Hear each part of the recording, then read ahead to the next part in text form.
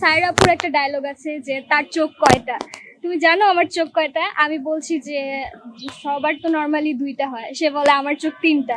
এই নাটকে আমার ক্যারেক্টারটা ছিল বেসিক্যালি মীরা, যে হচ্ছে ফাহাদ ভাইয়ের অফিসের কলিগ।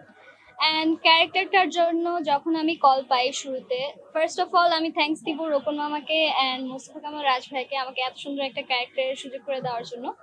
সো ক্যারেক্টারটা ফার্স্টে যখন আমি করি একটু ভয় পেয়েছিলাম যে এত বড় একটা ক্যারেক্টার, কারণ আমি যেহেতু এই ধরনের ক্যারেক্টারগুলো আগে কখনো প্লে করিনি, ছোট বোন বা ফ্রেন্ডের ক্যারেক্টারগুলোই প্লে করতাম, সেখান থেকে এত বড় একটা ক্যারেক্টারের দায়িত্ব নেওয়া আমার কাছে একটু স্ট্রাগল মনে হয়েছিল যে ইরফান সাজ্জাদ ভাইয়ের মতো এমন একজন প্রমিনেন্ট আর্টিস্টের সাথে আমি ওই তালে অ্যাক্টিং করে যেতে পারবো কিনা। বাট যখন আমি অ্যাক্টিং করি অ্যান্ড পর্বগুলো অন ইয়ার হয়, তখন দর্শকের রিয়াকশন দেখে আমি বেসিক্যালি এই ক্যারেক্টারটা পিছিয়ে আরো বেশি এফোর্ট দিয়ে অ্যাক্টিং করছিলাম।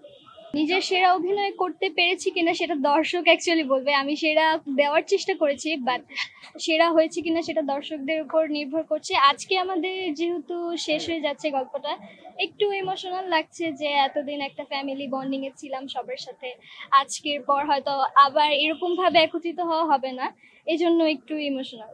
এই সিরিয়ালে বেসিক্যালি সবগুলো আর্টিস্টই খুবই গুণী শিল্পী, তাদের প্রত্যেকের থেকে অনেক কিছু শেখার আছে। আমরা যখনই সেটে যাই বা সেটে গল্প করি, তাদের প্রত্যেকটা কথা শুনে আমাদের কিছু শেখার থাকে।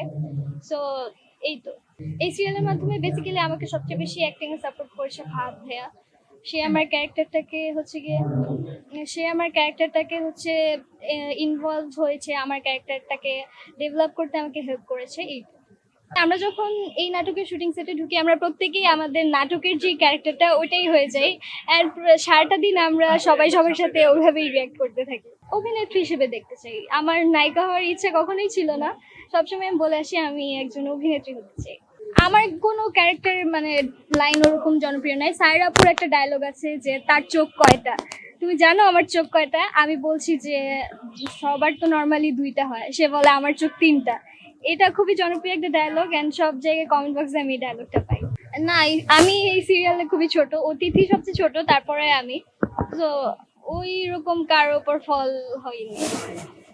সামনে টিভিসি অফিসি করছি বেশ কয়েকটা, অ্যান্ড নাটকে কাজ করছি। ছোট পর্দায় আগে শিখি, অভিনয়ের তো অনেক কিছু শেখার থাকে অ্যাকচুয়ালি। বড় পর্দায় সবকিছু নিখুঁত হতে হয়, অ্যাক্টিংটা প্রপারলি জানতে হয়। সো ওইটা যখন মনে হবে যে আমি এখন পারফেক্ট আছি বড় পর্দার জন্য, তখনই বড় পর্দা। তটিনী আপুর সাথে আমার বেশ কয়েকবার কাজ হয়েছে, বাট তটিনী আপুর সাথে আমার মনে হয় না আমার মিল আছে। হতে পারে, বাংলাদেশি মেয়েরা দেখতে তো প্রায় অনেক, তটিনী আপু দেখতে খুবই কিউট মাশাআল্লাহ। আমি তটিনী আপুর মতো এত কিউটও না। কার সঙ্গে নিজেকে তুলনা করেন, এই যে বা আপনার শারীরিক গঠন বা সৌন্দর্য, অভিনয়? আমি কারোর সাথে নিজেকে তুলনা করি না, আমি নিজেই নিজে আর্টিস্ট।